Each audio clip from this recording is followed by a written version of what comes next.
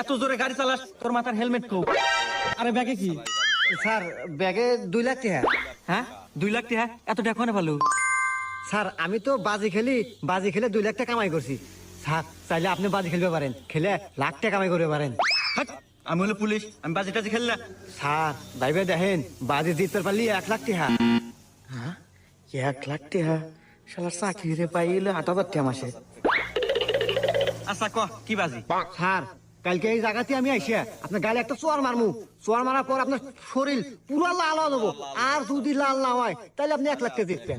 হ্যাঁ আচ্ছা ঠিক আছে, যা আমি বাজি ধরলাম, যা।